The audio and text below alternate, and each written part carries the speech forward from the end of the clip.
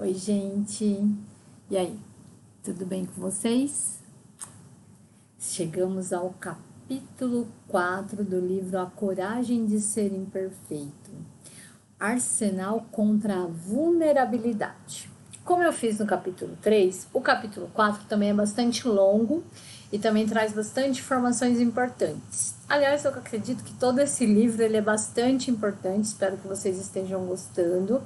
Eu tenho recebido mensagens, as pessoas têm se identificado, porque ela fala dos seres humanos. Em algum momento na nossa vida nós vamos estar vulneráveis, nós vamos ter vergonha, como nós falamos no capítulo 3, ou a gente não vai se achar bom o bastante, como nós falamos no capítulo 1, ou a gente vai usar como desculpa os mitos de vulnerabilidade, como nós falamos no capítulo 2.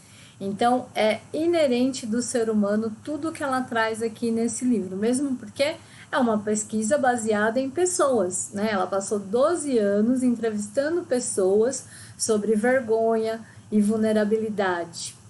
Então, ela está falando de pessoas para pessoas. Bom, se você chegou agora, eu sou Rosângela Carvalho e o objetivo deste canal é compartilhar conhecimento por meio da leitura. O capítulo 4, ele vai trazer, logo no seu início, ela vai falar que ela faz essa analogia de máscaras e escudos para esconder a vulnerabilidade como uma arma mesmo, como a gente já falou. Por isso que ela fala arsenal contra a vulnerabilidade. Porque o que a gente faz? Para nos escondermos, nós usamos máscaras. Só que o que acontece? As máscaras, depois de certo tempo, elas podem tomar conta do nosso rosto e a gente não saber nem mais quem nós realmente somos. Ela diz que algumas pessoas nas entrevistas falam, mas nem eu mais me lembro como eu realmente sou, os meus filhos não sabem como eu sou, nem o meu marido, porque a pessoa vestiu uma máscara e nunca mais tirou. E os escudos da mesma forma. Só que o que acontece com os escudos? Com o tempo, eles podem ficar pesados demais. Então, eu estou o tempo todo me defendendo, e isso pode ficar muito pesado. Então, por isso que ela fala que a vulnerabilidade é uma forma da gente se aceitar, de saber que estamos vulneráveis, que vamos errar, que somos sujeitos que cometemos falhas, que temos defeitos, que cometemos falhas. E precisamos aceitar e reconhecer o nosso valor. Então eu vim aqui com essa camiseta de super-herói, porque quem entende mais de máscaras e escudos do que os super-heróis? E até eles, os super-heróis, eles têm as suas vulnerabilidades, não é? Como o Superman, ele tem lá a Kryptonita, né? Se ele tiver em contato com a Kryptonita, ele fica fraco. Então, é bom para a gente pensar sobre isso. Então, até os super-heróis têm os seus pontos fracos, porque nós, seres humanos, não vamos ter. Não é verdade, gente? Então, vamos ao tema. Logo no início desse capítulo 4, ela volta ao capítulo 1, que a gente fala sobre a cultura da escassez e de não ser bom o bastante. Por quê? Ela fala que a gente acreditar que é bom bastante seria o antídoto para a vulnerabilidade. Então, ela vai trazer primeiro os 3 escudos universais contra a vulnerabilidade, que é isso que eu vou tratar na parte 1, nesse vídeo de hoje. Os 3 escudos universais contra a vulnerabilidade. E na próxima parte, nós vamos falar dos escudos menos usados, mas não menos importantes. Então, é legal que você acompanhe toda essa leitura, porque cada capítulo é um grande aprendizado. Tanto para mim tem sido, quanto eu espero que esteja sendo para vocês também. Vamos lá aos 3 escudos universais. E ela fala também, né, quando a gente pensa em vulnerabilidade, e ela lembra de quando nós tínhamos 11, 12, 13 anos, porque ela acredita que essa é a fase que nós somos mais vulneráveis. Porque nós somos jovens, a gente ainda não entende, né, muito do mundo à nossa volta, e a gente começa a querer se proteger, começa a criar esse arsenal, essas máscaras e esses escudos nessa época. Então ela fala que é muito difícil ela estar criando uma filha que está no ensino médio quando ela ainda tem que lidar com aquela adolescente desajeitada que vive dentro dela. Então, muitas coisas, muitas dificuldades que a gente tem na vida adulta é porque a gente carrega ainda muitas dúvidas, muitas inseguranças, ou de quando a gente era criança, ou da adolescência. Então, nós precisamos nos autoconhecer, por isso esse livro ele é uma viagem de autoconhecimento, de autovalorização e de amor próprio, porque quando eu entendo tudo isso, quando eu me aceito, eu me torno uma pessoa melhor e me torno uma pessoa que posso contribuir para a sociedade. Porque eu sei qual é o meu valor. Eu sei que eu estou aqui porque eu mereço estar aqui nessa vida. Então isso é muito importante, a gente vai estar sempre lembrando, a gente fala em quase todos os vídeos, porque esse livro ela sempre volta a esse assunto, sobre a autovalorização e o amor próprio. Vamos ver quais são esses 3 escudos universais contra a vulnerabilidade? Lembrando, o livro está sempre aqui comigo, vou ler um trechinho para vocês. As 3 formas de escudo que vou mostrar são o que chama de arsenal universal contra a vulnerabilidade. Porque descobri que todos nós as incorporamos de algum modo em nossa armadura exclusiva e pessoal. Elas incluem a alegria como mau presságio, aquele temor repentino e paradoxal que reprime qualquer felicidade momentânea, o perfeccionismo, ou acreditar que fazer qualquer coisa com perfeição significa que você nunca passará vergonha. E o entorpecimento, a adoção de qualquer recurso que anestesie a dor do desconforto e da solidão. E cada escudo é acompanhado por estratégias para se viver com ousadia. Todas elas nos ensinam a ser o bastante e têm eficácia comprovada no desarmamento. Então, olha que interessante, nós vamos falar de cada um deles. Então, o primeiro escudo universal contra a vulnerabilidade é a alegria como mau presságio. E o que seria isso, gente? É você olhar para a sua vida e pensar, nossa, meu casamento tá bem, nossa, meu trabalho tá bem, nossa, tá tudo bem na minha vida, na minha família, na minha igreja, alguma coisa de ruim vai acontecer. Não é possível. Tá tudo muito bem, algo de ruim vai acontecer. Então é aquele momento que você acredita que tá tão feliz, que as coisas estão tão bem, que algo de ruim vai acontecer. E aí quando você começa a pensar nisso, você começa a criar esse arsenal e a pensar que qualquer momento vai acontecer algo de ruim. E aí você deixa de curtir os momentos de felicidade, porque você está sempre pensando naquele momento de dor e sofrimento que deve vir logo em seguida. Então, como dizem, né? Depois da tempestade vem a bonança. E como a nossa vida é cíclica, então a gente pensa que se a gente está em bonança, em algum momento vai vir uma tempestade. Só que se a gente pensar que só vai chegar a tempestade, a gente não aproveita o momento que nós estamos em bonança. Porque realmente a nossa vida, ela é cheia de altos e baixos. Mas eu preciso o quê? Curtir cada momento de felicidade. Agradecer por cada momento de alegria. Eu vou ler um trechinho do que ela fala um pouquinho mais sobre como fazer isso, né? Então a gente já entendeu. E aí agora, qual que é a estratégia para eu viver com ousadia dentro da alegria como mau presságio? É praticar a gratidão. É entender que cada momento que eu estou aqui, que eu respiro, eu devo ser grato por esse momento. Então, eu vou ler o próximo trechinho para vocês.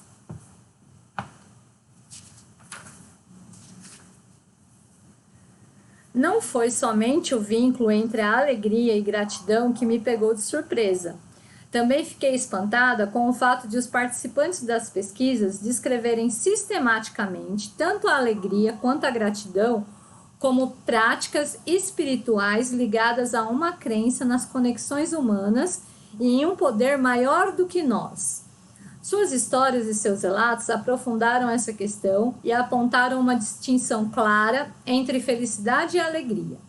Os participantes falaram da felicidade como uma emoção, que está condicionada às circunstâncias, mas escrevem a alegria como um caminho espiritual que passa pela prática da gratidão.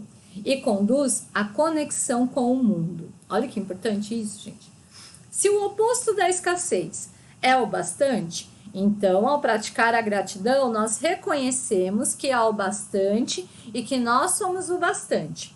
Utilizo a palavra praticar porque os participantes da pesquisa mencionaram práticas de gratidão palpáveis. Mais do que meramente uma atitude de gratidão ou se sentirem agradecidos. Eles deram exemplos específicos de práticas que incluíam desde manter diários de gratidão até realizar cultos de gratidão em família. Então, aqui ela traz 3 coisas para nós sermos gratos, né? A alegria nos visita em momentos comuns, não com o risco de deixar a alegria passar despercebida, mantendo-se ocupado demais, perseguindo o extraordinário. Seja grato pelo que tem e não desperdice a alegria. Então, a gratidão, você vê que ela fala que é uma prática. Ela é como praticar exercícios, ela é como praticar os estudos. Nós devemos fazer sempre. Não é só dizer, eu sou grato pela minha vida, eu sou grato pela minha família, eu sou grato pelo meu alimento. Não, gente, é todo dia agradecer. Existe mesmo um exercício, tem um neurocientista que eu gosto bastante, ele se chama Pedro Calabrese, e sempre nos vídeos dele, quando ele fala sobre como melhorar as nossas vidas, ele fala sobre esse caderninho da gratidão, que é todos os dias, ao final do dia, você escrever 3 coisas pelas quais você é grato. E por que você é grato pelaquilo? Esse caderninho eu também vi num outro livro que eu li, que chama O Jeito Harvard de Ser Feliz, que também é um dos meus livros preferidos. Pode ser que futuramente eu faça vídeos sobre ele, porque ele é muito bom. E ele também fala sobre essa prática da gratidão. Então, o antídoto para a alegria como mau presságio é praticar a gratidão. Porque sim, os momentos de felicidade, eles são simples, não são extraordinários. Não é aquela super apresentação que você vai fazer no trabalho. Não, é aquele cliente que você tratou bem naquele dia e falou assim, nossa, muito obrigado. Né? No meu caso, é o meu aluno que olhou para mim e falou, nossa, professor, eu entendi. Então, esses momentinhos são os momentinhos de alegria que nós temos no nosso dia e que nós devemos ser gratos. Vamos ao segundo, é o segundo escudo da vulnerabilidade, que é qual? O perfeccionismo. E o perfeccionismo, ele é muito cruel com a gente, porque o que acontece? Nós ficamos perseguindo a perfeição, mas ela não existe, gente. Perfeito significa feito ao todo, todo feito. E quando a gente está todo feito, nós morremos, né? Então, nós somos seres inacabados por essência. O ser humano, enquanto ele está aqui em vida, ele é um ser inacabado. Ele está sempre pronto e disposto a aprender coisas novas e mudar. Então, é possível nós mudarmos mesmo se nós tivermos 80 anos. Às vezes as pessoas estão com 30 e estão me falando assim, nossa, mas eu já estou velha para mudar, eu já fiz essa escolha, eu não posso mudar. Gente, pode. Você só não pode mudar com 30 se você estiver pensando em morrer com 31, que eu acho bem difícil, né, gente? Então, é possível a gente mudar. E o perfeccionismo, ele também é um dos mecanismos da autossabotagem. Porque se eu não faço tudo perfeito, então eu não faço nada. E aí a gente acaba procrastinando, né? E a gente não evolui por conta de querer tudo perfeito. Vamos ver o que ela traz aqui para a gente lidar com esse perfeccionismo. Vou ler outro trecho para vocês.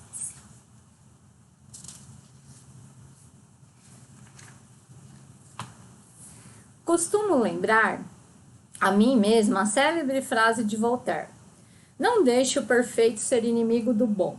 A caminhada de 20 minutos que eu faço é melhor do que a corrida de 4 quilômetros que eu não faço. O livro imperfeito que é publicado é melhor do que o livro perfeito que nunca sai do computador. O jantarzinho com comida chinesa entregue em casa é melhor do que aquele jantar elegante que eu nunca consigo realizar. Quem está falando isso é a Gretchen Rubin. Ela é autora de um livro que chama Projeto Felicidade. E aqui ela está contando sobre um outro livro que chama Mais Feliz no Lar, que ela fala de fatos do cotidiano. Então, quer dizer, aqueles 20 minutos de atividade física é muito melhor do que os 4 quilômetros que eu não corro. Aquele jantarzinho simples, aquele arrozinho com feijão, é muito melhor do que aquele jantar chique que eu nunca vou conseguir fazer. Então, é nas pequenas coisas que a gente melhora e aceita o nosso e lida com o nosso perfeccionismo e para de se auto-sabotar. Voltando na primeira, na prática da gratidão, ela conta uma história que ela falou, né, sobre lidar com a filha adolescente. E tem um dia que ela vai ao parque e elas estão lá num pedalinho e tal. E é uma tarde de meio da semana, ela disse que pegou a filha na escola no meio do período, pediu dispensa e elas foram ao parque. E aí tem um momento que a filha dela fecha os olhos e fica assim, quietinha.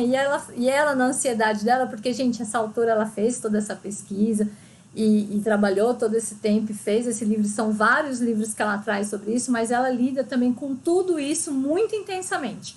Então, a filha dela lá, quietinha, ela, que foi, filha? Fala pra mim, o que foi? E ela fala assim, mãe, estou tirando uma foto da memória.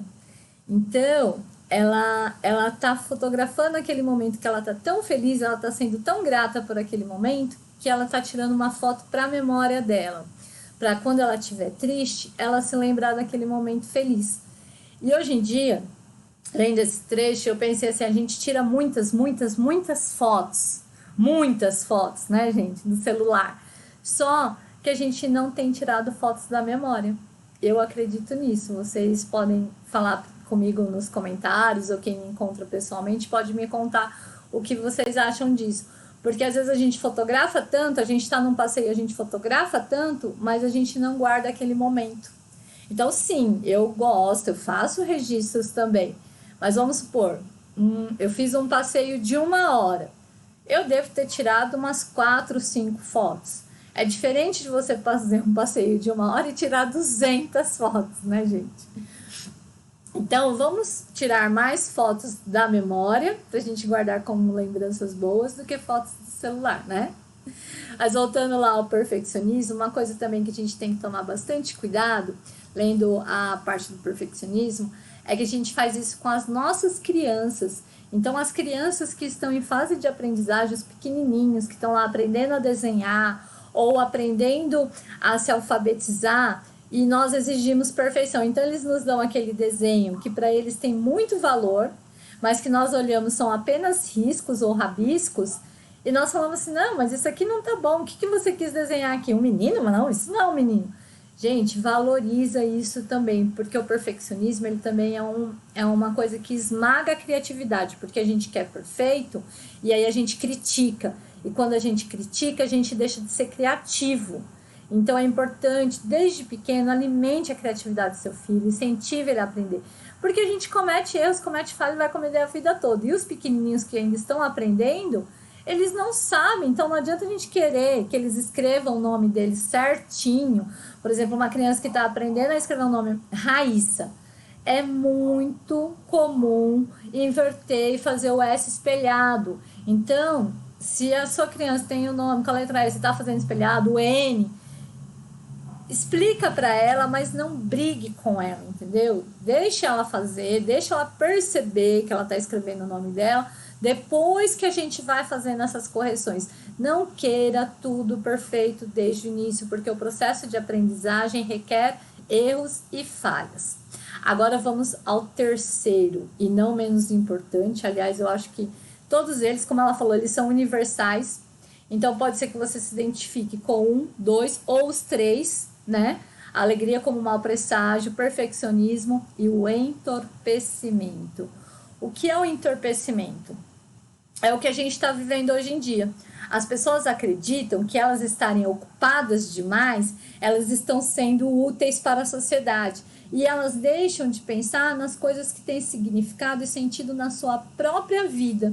Então, isso também é um meio de entorpecimento, sem a gente contar das redes sociais, do consumo, tanto de comida, de bebida, de cigarros, de medicamentos, de roupas, né? A pessoa fala assim, eu tava triste, eu precisava gastar, né? Porque a gente vive essa sociedade do consumo, e isso também é um meio de entorpecimento. Então, às vezes a gente para fugir daquilo que a gente tem que lidar, que é nós mesmos, que é o nosso autoconhecimento, a gente se entorpece por várias formas. O início, né? Agora a gente já está há 8 meses nessa pandemia, alguns já voltaram à vida normal, outros nem chegaram a ter um impacto por se trabalhar o tempo todo, mas isso deu um baque nesse escudo do entorpecimento, porque tem muitas pessoas que viviam extremamente ocupadas e de repente estavam dentro de casa e ficaram assim, e agora? O que eu faço com isso aqui que eu chamo de vida, né? Então elas se paralisaram, elas ficaram sem ação. Então é muito importante esse exercício de autoconhecimento. Agora eu vou ler um outro texto que ela fala, agora vamos aprender quais são as estratégias de viver com ousadia para o entorpecimento.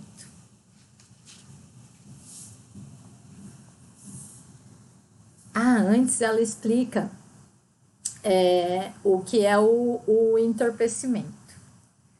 Essa é a atitude particularmente debilitante porque não apenas amortece a dor de nossas dificuldades, mas também embota nossas experiências de amor, alegria, aceitação, criatividade e empatia. Entorpeça a escuridão e você terá entorpecido a sua luz. Lembra? A gente já falou em outros capítulos. Então, quando eu aceito as minhas falhas, quando eu aceito as minhas trevas, eu estou iluminando também. Quando me concentrei nas respostas à pesquisa relativas a esse escudo, minha primeira pergunta foi: o que estamos entorpecendo e por quê? Os americanos estão mais endividados, obesos, dependentes de remédios e viciados do que nunca. E pela primeira vez na história, o Centro de Prevenção e Controle de Doenças dos Estados Unidos anunciou que os acidentes automobilísticos se tornaram a segunda maior causa de morte acidental no país. O motivo principal? Overdose de drogas. Não é o que vocês estão pensando. Espera molhar o bico. Mas a verdade é que há mais casos de morte por overdose de drogas prescritas do que por overdose de cocaína, heroína, metanfetamina somados. Ainda mais alarmante é a estimativa de que menos de 5% dos que morrem de overdose de drogas prescritas conseguiram seus remédios de pessoas que identificamos como traficantes de rua. Os traficantes de hoje muitas vezes são pais, parentes, amigos e médicos. Então, olha que coisa muito grave que ela traz aqui, gente. As pessoas estão morrendo de acidente de carro, segunda causa nos Estados Unidos de morte acidental. Eu acredito que se houver uma pesquisa no Brasil também não vai ficar atrás. Mas de drogas prescritas, ou seja, de medicamentos. As pessoas estão se medicando para evitar a dor, para ficar mais feliz, para ficar empolgado. Então, a gente está se entorpecendo de medicamentos e isso está nos prejudicando. E o que acontece? Quem que dá esses medicamentos pra gente? Nossos pais. Toma isso aqui que isso aqui é bom pra você. Toma isso aqui que isso aqui vai se fazer bem. Então, não são os traficantes que estão matando as pessoas. São a nossa própria família e amigos. Olha que coisa mais grave e muito séria, gente. Eu tô falando assim meio rindo porque é rindo de nervoso. E eu agora vou fazer até uma indicação para vocês, para quem tem criança, ou mesmo quem não tem criança, é muito interessante. Eu assisti um documentário na semana passada que chama O Começo da Vida, o mundo lá fora. E ele, em algum momento, ele fala sobre essa questão dos medicamentos e que isso está acontecendo a cada vez mais cedo. Então, a gente já está medicando as nossas crianças. Tem crianças tomando remédios para diminuir a ansiedade, diminuir a agitação, que é uma coisa que poderia resolver se você levasse ela para caminhar na natureza, para passear num parque, para pisar na terra, para fazer barro. As nossas crianças, elas estão vivendo dentro de caixas de apartamentos. Elas saem do apartamento, vai para o carro, que é outra caixa, vai para a escola, que é outra caixa, porque as escolas também estão cada vez com menos espaço de parque. Essa semana, uma amiga minha me contou que na escola dela tinha um parque maravilhoso que eles destruíram e fizeram mais 4 salas de aula. Então, ou seja, era uma escola que tinha 4 salas, agora tem mais 4 salas, vai ter o dobro de crianças sem um parque para brincar, gente. Isso é um absurdo. Vocês compreendem? Porque a gente quer atender mais crianças, só que o que acontece? atende com uma qualidade. A gente não consegue fazer o nosso trabalho, porque a criança ela precisa de espaço, ela precisa de contato com a natureza, isso tanto na escola quanto na família, tá, gente? Então, quem tiver interesse, tem ele está disponível na Netflix, eu vou deixar na descrição do vídeo o nome direitinho, é O Começo da Vida, o Mundo Lá Fora, é o 2, esse documentário é a parte 2, em 2014 teve a parte 1, chama O Começo da Vida, também indico, ele vai falar sobre os bebezinhos, sobre o desenvolvimento dos bebês, sobre tornar-se pai, tornar-se mãe, sobre a infância negada. Então, assim, é um documentário bastante interessante que também nos leva a refletir sobre várias coisas. Então, se vocês quiserem, isso aí já é uma dica, assim, para ampliar, para a gente ir um pouco além aqui dos escudos que a gente está falando, mas que não deixa de ser uma questão de entorpecimento, né? Porque a gente fica tão ocupado pensando tanto em tantas coisas, em trabalho, em ganhar mais dinheiro, quando o nosso filho está precisando um pouquinho da nossa presença. Ele não quer brinquedo mais caro, laptops, tablets, ele quer presença, eles querem as coisas simples, as crianças elas gostam da vida. Você vai dar um brinquedo para um bebezinho, tem aquela caixa gigante, ele tira o brinquedo e ele brinca com a caixa. Então a gente tem que parar de colocar nas crianças o que a gente acredita que essa sociedade tem colocado na nossa mente, que a gente tem que ter sempre o melhor, e aí nunca é bom o bastante, né? Como ela traz no capítulo 1. Então é bem importante a gente refletir sobre isso. E vamos lá, caminhando para o final dessa parte, tá, gente? Dessa parte. Então, vamos agora sim para as estratégias de como lidar com o entorpecimento. Quando tratamos as pessoas como objeto, nós a desumanizamos. Após passar mais de uma década estudando aceitação, autenticidade e vergonha, posso afirmar que fomos projetados para criar vínculos, emocional, física e espiritualmente. Não estou insinuando que devemos ter um relacionamento profundo e significativo com uma nobrista ou com a atendente da lanchonete, mas é preciso que paremos de desumanizar as pessoas e comecemos a olhá-las nos olhos quando falamos com elas. Se não tivermos força de vontade e tempo para fazer isso, então é melhor ficar em casa. Na pesquisa, a espiritualidade surgiu como guia fundamental para as pessoas plenas. Não estou falando de religiosidade, mas de crença profundamente arraigada de que estamos inoxeravelmente ligados uns aos outros, por uma força maior do que nós mesmos, uma força que é o amor e a compaixão. Para alguns, essa força é Deus, para outros é a natureza, a arte ou até a emotividade. Acredito que assumir o nosso valor é o ato de reconhecimento de que somos sagrados. Talvez acolher a vulnerabilidade e vencer o entorpecimento tenham a ver com cuidar e alimentar o nosso espírito. Então, é o que eu falei no início, né? Quando a gente fala muito de autoconhecimento, a gente está falando de quê? Do que há dentro de nós. E o que há dentro de nós? Nosso espírito, a nossa alma. Então, não só a nossa vida exterior, como a nossa vida interior, ela precisa ser cuidada. Dentro de nós há um mundo tão infinito quanto fora de nós. E a gente vive, né, como eu já disse em outros capítulos, com esses rivais dentro da nossa mente, falando várias coisas. Então, nós precisamos encontrar o nosso sentido da vida e o nosso equilíbrio. E isso pode ser por meio da espiritualidade, da religiosidade, não especificamente das religiões, mas daquilo que nos liga a Deus. E que para as pessoas pode ser natureza, pode ser arte, pode ter vários significados, mas sim entender que estamos todos ligados de alguma forma. Somos todos seres humanos. Então essa foi a parte 1 do capítulo 4. A parte 2 vai falar sobre os escudos menos usados. Espero que vocês tenham gostado e eu espero vocês na parte 2. Um beijo e até a próxima semana.